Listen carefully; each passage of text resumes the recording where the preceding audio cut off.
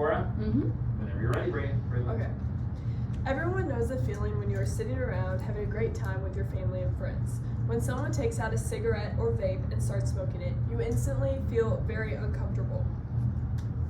You start to smell the smoke or flavored air, and if you're like me, it feels as if your lungs are tightening. You may start to feel nauseous. Many people don't realize, but secondhand smoke is more harmful to people because the smoke/flavored air that's coming out of these products already contains toxins, and the person inhaling that and then breathing out carbon along with the smoke air toxins is just making the air worse, and there's more emissions. I believe smoking should be completely banned in the United States. Smoking or vaping causes so many health problems such as cancerous diseases, and as a country we need to end the use of smoking and vaping products because there is no shown benefit. Secondhand smoke is way more harmful than what people realize. According to Andre Picard's 2001 article, secondhand smoke is tied to asthma in adults. Secondhand smoke kills about 8 Canadians daily. According to the Health Canada, there are about 12.6 million Canadians in the labor force, of whom 1.4 million smoke. About 60% of employees work where there is little to no regulation of smoking. It is estimated that for every 8 people who die from smoking-related causes, 1 non-smoker dies from the effects of secondhand smoke. So we have a graph, and we have the number of deaths, and then we have the number of people affected.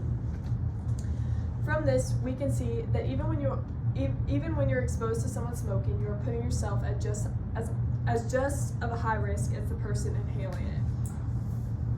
An older study in Canada showed that people who are exposed to secondhand smoking in their workplace are twice as likely to get diagnosed with asthma as adults. Asthma is where a person's airways become inflamed, narrow, or there's mucus in their air duct, which makes it difficult to breathe. Your chest might feel tight and you can experience coughing and wheezing. So from this cartoon photo, we can see our inflamed airways with the mucus, and then we have our air sacs, which are getting damaged. According to Armando Pegueros in his 2014 article titled "Secondhand Smoke Negatively Impacts People Worldwide," exposure to secondhand smoke is still one of the most common indoor pollutants worldwide. On the basis of the proportions of secondhand smoke exposure, as many as 40% of children, 35% of women, and 33% of men are regularly exposed to secondhand smoke indoors. From this, we can see children are more likely to be surrounded by secondhand smoke because they really don't have a choice. They really don't have a choice of who they can be around. Children exposed to secondhand smoke are higher risk of sudden infant death, known as SIDS, slowed lung growth, respiratory infections, and more severe asthma. Smoking is a nasty habit or addiction, and it doesn't only affect you, but the people you surround yourself with. If we banned smoking in the world, we would see way less health issues related to secondhand smoking. Health issues that you could experience from vaping or smoking.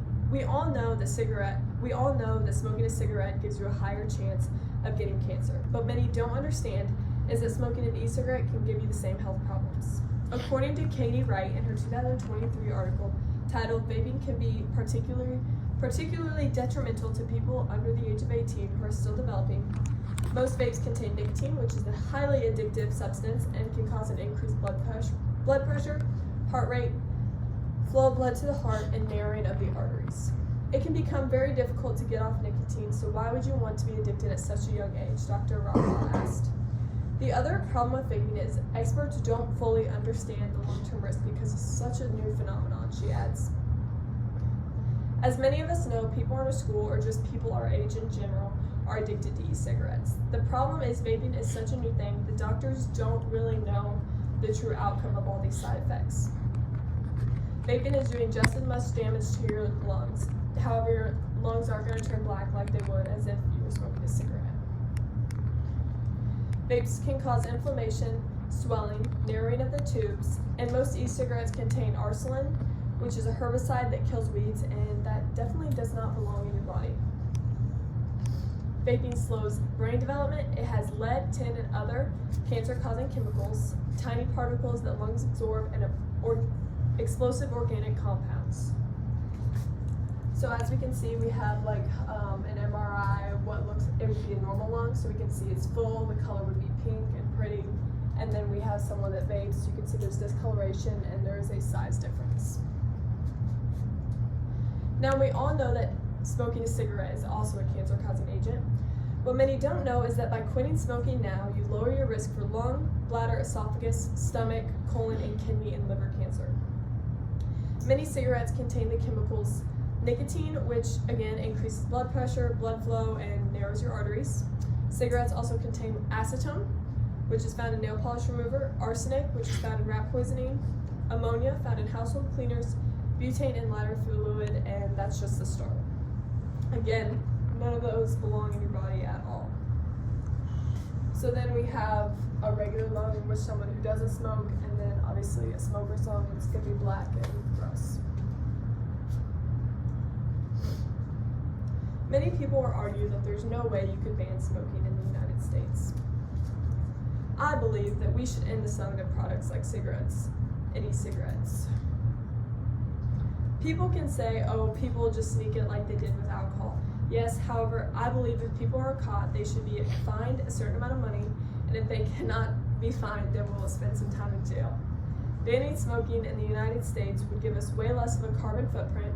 There would be more healthy, productive people, and in the United States, the healthcare world would save lots of money, and there would be a less consumption of sacred resources like land, oil, and water. According to Dr. Aliyah Ahmed's 2010 article titled Readers Welcome the Proposed Ban on Smoking in Public Places.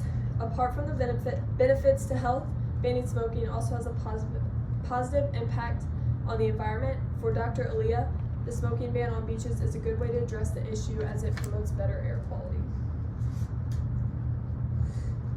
In conclusion, smoking cigarettes or e-cigarettes does not make you cool or popular. In my opinion, watching someone have to rely on nicotine to get through the day truly gives me secondhand embarrassment and makes me sad for them.